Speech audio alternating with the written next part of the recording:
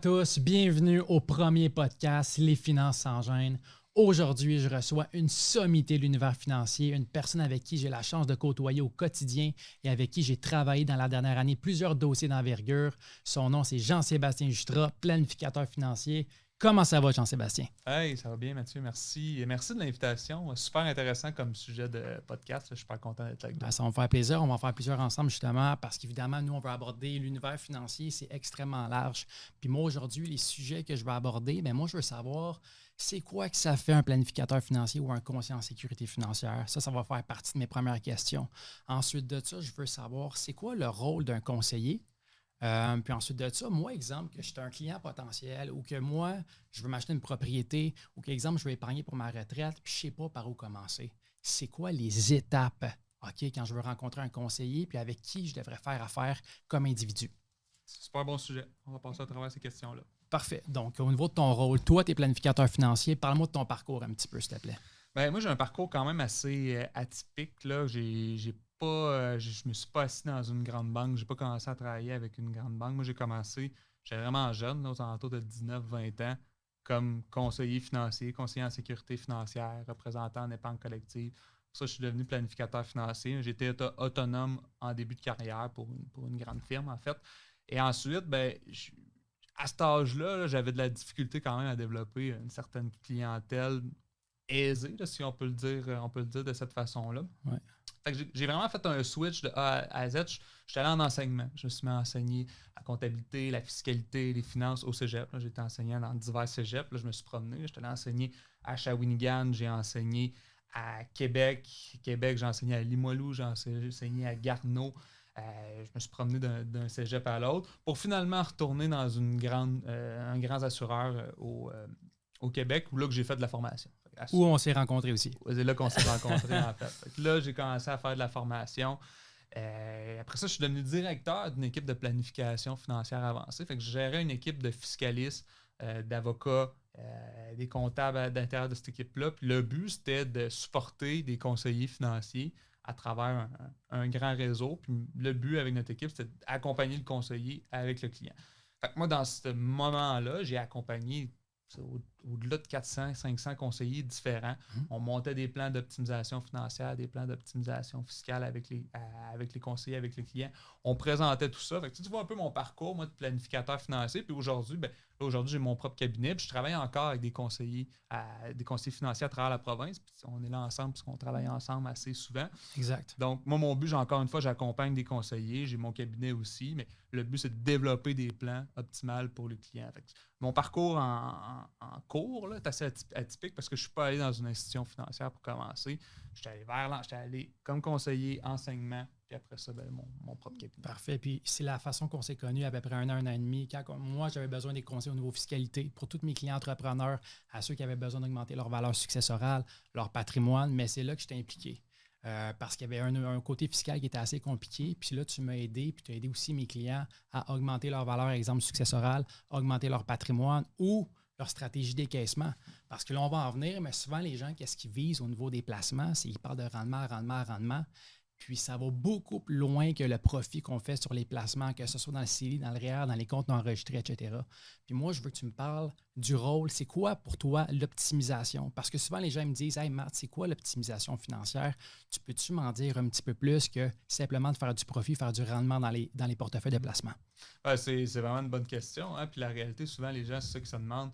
Le conseiller, c'est lui qui fait les placements, tout ça, mais c'est une facette là, de tout ce qu'on a à faire. En fait, si on fait vraiment toute la job, c'est le micro, les placements dans le cadre d'un plan complet là, pour un client. Mais là, tu parles d'optimisation complète. On a parlé, tu viens de le dire, le placement, je vais avoir le meilleur rendement, mais il y a plein d'autres choses. Là. Tantôt, tu l'as dit, au niveau des décaissements, tout ça, la fiscalité, ça fait partie de notre job aussi. Il y a le légal. Si jamais tu as une séparation, si tu te maries, c'est quoi toutes les répercussions? Parce qu'il y a toujours un lien avec la finance quelque part. À chaque fois qu'on a un objectif quelque part, ça va finalement, le volet financier va s'y retrouver. Fait que le rôle du conseiller, du planificateur financier, c'est d'attacher tout ça ensemble. Quand dans une vie que mon notaire, mon fiscaliste, mon comptable mon avocat vont dîner ensemble pour parler de c'est quoi qui va se passer pour Mathieu Lamanque cette année. Jamais. C'est pour ça qu'il faut mettre un conseiller en plein milieu de tout ça.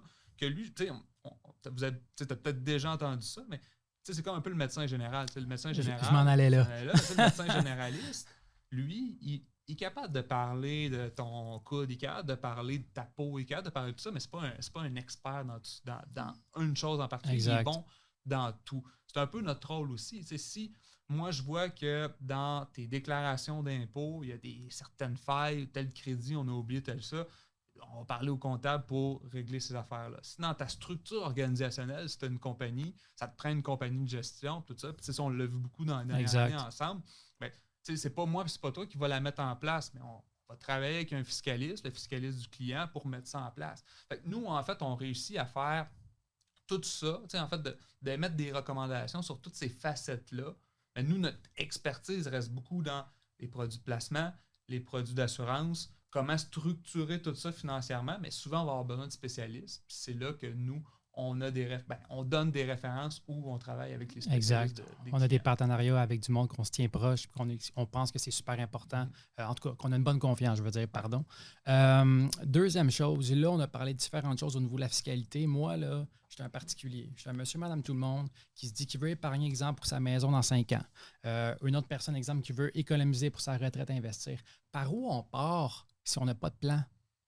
Ben, en fond, on commence par te rencontrer toi. En fait, là, je dis toi, mais la fait, c'est de trouver un conseiller, un planificateur financier compétent. Il y a 30 000 personnes là, qui ont le droit de faire ce job-là au Québec. Ouais. La première étape, c'est de trouver la bonne personne. Elle peut être dans une institution financière, elle peut être indépendante. Moi, je pense que la réalité, c'est de trouver la personne avec qui on a le match parfait. Puis cette personne-là, là, doit vous accompagner de A à Z. Fait que c'est là que tu dis, je veux m'acheter une maison. Ben, cette personne-là est supposée te connaître financièrement plus que toi. Fait que cette personne-là va t'aider à bâtir ce plan-là pour acheter une maison. Tu veux commencer à bâtir ta retraite. Tu as peut-être 30 ans, puis moi, ma retraite, quand même une bonne idée de commencer à y penser tout de suite. Ouais. Les gars comme moi, les gars comme toi, les filles comme toi, les filles comme moi vont te mettre dans ce minding-là pour commencer à penser à tout ça. Fait que je pense que la première étape pour tout, par où je commence, c'est de trouver la bonne personne. Ou si je suis autodidacte, je suis capable de gérer toutes mes affaires toute seule, mais la réalité, c'est qu'il y a tellement de choses. Puis c'est la preuve, tu es un spécialiste là-dedans, tu m'appelles pour regarder certaines choses. Exact. Parce qu'il y a tellement d'affaires. Fait que quelqu'un que c'est un spécialiste en TI, OK, peut-être qu'il connaît beaucoup de choses là-dedans puis il a étudié ça, OK, mais la majorité des gens qui veulent auto-gérer leurs choses, elles risquent de passer à côté de certaines opportunités. C'est important de trouver ton conseiller, mais encore plus, un petit bonus, c'est important de trouver un conseiller qui est bien encadré aussi, qui est bien entouré de spécialistes. Donc ça, c'est super important de le magasiner. Okay, Jean-Sébastien, tu as trouvé ton conseiller ou ton planif. Qu'est-ce que tu fais? C'est quoi la prochaine étape? En fait, là, tu parles de le trouver. Je pense que tu ne le trouves pas en nécessairement googlant, dans le sens que oui, tu peux trouver quelqu'un en googlant et trouver la bonne personne, mais je pense qu'il y a un fit naturel qui se fait en arrière de tout ça. En rencontrant cette personne-là, vous allez voir son niveau de compétence aussi, parce que c'est clair qu'on veut tout le temps le meilleur niveau de compétence possible, parce que je sois dans une banque, que je sois avec un autonome, ce que ça va vous coûter, là, vous ne le voyez pas là, nécessairement ce que ça vous coûte, mais c'est le même prix. Dans mes produits financiers, il y a des frais qui s'en vont à soit une institution ou à un conseiller. Fait que ce que je paye comme client, c'est le même prix. Fait que là, une fois qu'on a trouvé la personne, qu'on a vu son niveau de compétence, là, après ça, moi, je dois me... C'est drôle un peu comme façon de faire, mais il faut que je me déshabille devant lui, dans le sens qu'il faut que cette personne-là connaisse ma vie financière, connaisse mes objectifs financiers. Il faut qu'il connaisse la vie financière, mais je détiens quoi? Moi, c'est quoi mon bilan financier? Fait que la première étape, là, c'est quoi les objectifs puis c'est quoi ce que j'ai? C'est drôle que tu dis ça parce que la semaine passée, il y a une personne qui m'a contacté sur mon site. Elle me dit, Mathieu, j'aimerais ça faire du placement. J'ai dit, parfait, on va te rencontrer, on va te faire une analyse financière. Je m'en vais directement chez la personne. Après ça, j'ai dit, parfait. Elle dit, j'ai X montant à placer. Je fais un profil d'investisseur. Je lui demande après ça dans l'analyse, c'est quoi tes actifs? Elle me dit, je te le dis pas.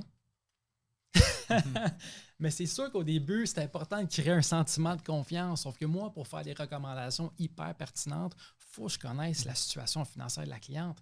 Même si elle voulait transférer une partie avec nous au cabinet, puis elle voulait laisser une autre partie avec son institution financière, il n'y a pas de problème. Mais moi, c'est important de savoir le bilan financier total de la personne pour faire des bonnes recommandations. C'est comme tantôt, tu disais un médecin généraliste. Si tu t'en vas chez le médecin, tu dis que tu as mal au coude, mais tu ne dis pas, exemple, que tu as eu, je ne sais pas, un accident il y a 2 semaines, puis il n'est pas capable de trouver le symptôme.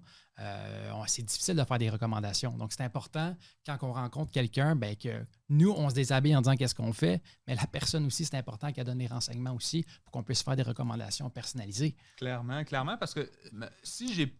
Tu sais, mes recommandations peuvent changer selon X ou Y facteurs. Exact. Donc, si le facteur Y, tu ne me l'as pas dit en disant je ne veux pas trop en dire. Premièrement, je vois pas pourquoi on ne voudrait pas tout le dire. En sens que je ne demande pas nécessairement tout le pedigree personnel. Il n'y a pas de vol de données là-dedans. Là. Est-ce que tu as ce montant-là? Est-ce qu'il t'est arrivé des choses dans le passé? Est-ce que tu as eu des maladies? Puis là, pourquoi quand je pose ces questions-là? Ben, si on a un besoin d'assurance, puis je sais déjà en partant que tu as des problèmes au niveau de la santé, ben moi, je change mon orientation. Je vais peut-être changer l'assureur à qui je vais déposer une proposition.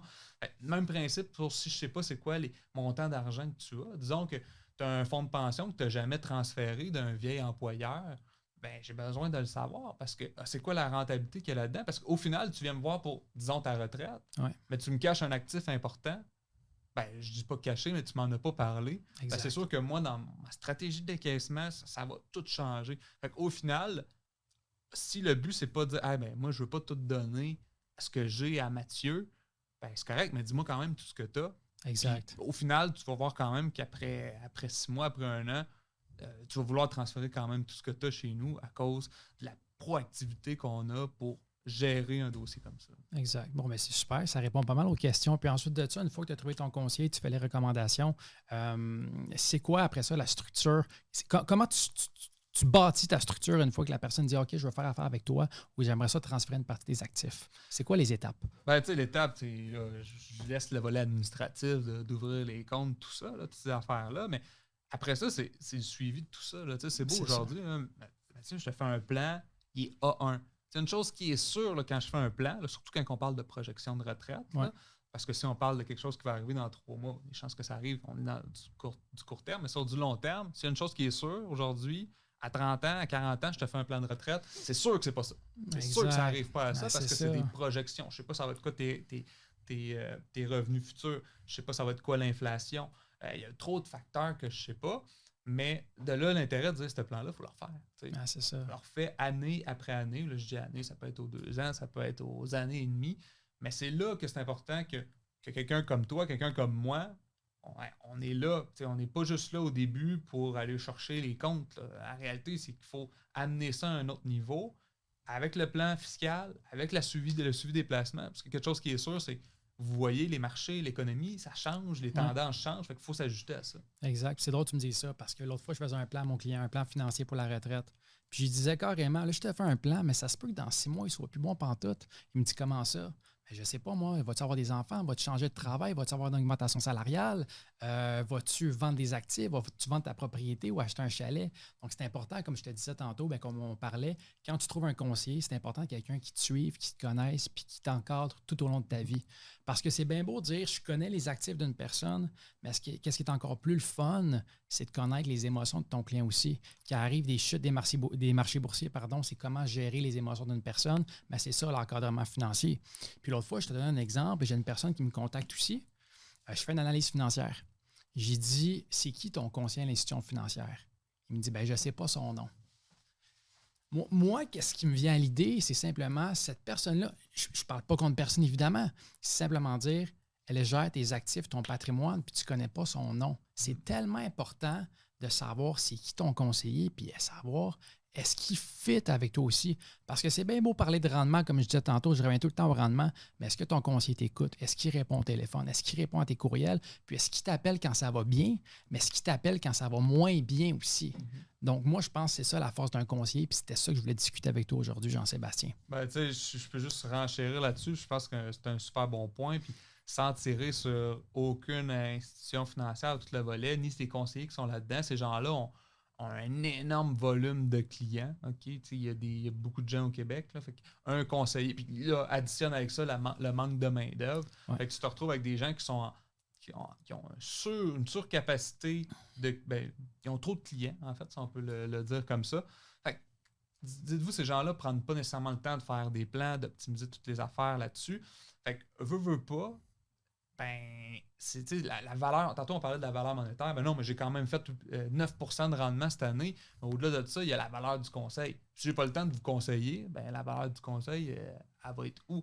Je ne connais pas c'est quoi. Je sais même pas que vous avez 2 enfants. Vous en aviez un quand on s'était rencontrés. 2 ans plus tard, il y en a peut-être un autre. Puis je ne le savais même pas. J'ai pas pris le temps d'ouvrir des régimes épargne-études. J'ai pas pris le temps de regarder qu'est-ce qui se passait avec les allocations familiales. J'ai pas pris le temps de dire hey, si vous cotisez plus à vos REER, vous allez avoir plus d'allocations familiales. Exact. Et là, on vient de pitcher une coupe de sujets de même, là, mais c'est pas mal de piastres. Exact. Au final, c'est ça, comme tu dis, le 9% de rendement, mais le 9% dans un CELI, dans un REER, ça n'a pas nécessairement le même impact au décaissement. Donc, c'est pour ça que c'est important de savoir quand tu investis, est-ce que ça vaut la peine pour toi d'investir dans un REER ou dans un CELI? Ça, c'est un autre sujet qu'on va parler dans d'autres podcasts, mais une personne qui fait 30 000 par année, est-ce que le REER, c'est optimal? J'ai mes réserves là-dessus, mais on pourra en discuter versus une personne qui fait 100 000 par année, qui peut épargner pour la retraite. Bien, le REER est hyper optimal dans certaines situations, d'autres situations non plus. Donc, c'est important de faire un plan complet. Puis encore une fois, en résumé, c'est de le réviser à chaque année ou aux 2 ans. Puis moi, ce que je dis souvent à mes clients, c'est qu'à chaque fois qu'il y a un changement au niveau financier dans ta situation, appelle-moi. Je vais mettre ton analyse à jour. Pas besoin de prendre 1 heure, 2 heures de rencontre. L'important, c'est que tu sois capable d'appeler ton conseiller ou ta conseillère encore une fois, puis de donner les données qui sont à jour. Oui, c'est ça. Puis je pense que la dernière année et demie, 2 ans, là, en fait, là, avec tout ce qui est parce que ce podcast-là, il est tourné en février 2022. Les gens, ça change un peu la façon de travailler. Là. Puis je l'ai vu dans ta façon de travailler, dans bien des gens, cette façon de travailler. On rencontre beaucoup de gens via du virtuel. Puis moi, je me souviens, là, comme consommateur de services financiers, parfois, ça me tannait, mettons, de soit recevoir quelqu'un chez nous pendant 1h30, 2 heures. Pas que ça me tente, mais des fois, moi, je jase beaucoup. Fait que ça peut être finalement une rencontre que je m'attendais que ça dure 45 minutes, ça en dure 2h30 parce qu'on a parlé de plein de choses. Puis finalement, il y avait des petits ajustements à faire. Aujourd'hui, en virtuel, c'est facile de dire OK, je vais prendre un meeting Zoom avec Mathieu, un meeting Teams, peu importe la plateforme. Voici telle affaire. Toi, de ton côté, tu repars, tu fais ton travail, tu refais ton analyse. Je la représente sur un 20, 25 minutes, 30 minutes sur ton heure de lunch. Ça fait en sorte que c'est bien plus efficace. Puis je suis capable d'arriver à moi, comme consommateur, ce que je voulais, c'est juste d'être bien setupé sans nécessairement. Parce que je comprends pour des gens, c'est lourd tout le temps, parler avec. Des fois, c'est abstrait pour beaucoup de gens. Ouais. Mais fait, oui, rencontrer quelqu'un 2 heures, mais plusieurs fois, 25-30 minutes, exact. On peut arriver à notre objectif quand même. Là, c'est aux gens comme toi puis moi d'être polyvalent là-dedans. Exact. Le but, c'est qu'est-ce que toi, comme client, tu veux comme structure. Ben, pas comme structure, mais comme façon d'avoir un conseiller, puis on va s'ajuster en conséquence. Exact. L'important, c'est d'être polyvalent, comme tu dis. Jean-Sébastien, ça répond pas mal aux questions. Donc, je te remercie beaucoup d'être venu au premier podcast. Puis, on va se parler évidemment dans le deuxième parce qu'on a d'autres sujets à aborder hyper importants. Donc, merci beaucoup. Puis, passe une super belle fin de journée. Merci, Mathieu. Merci, salut.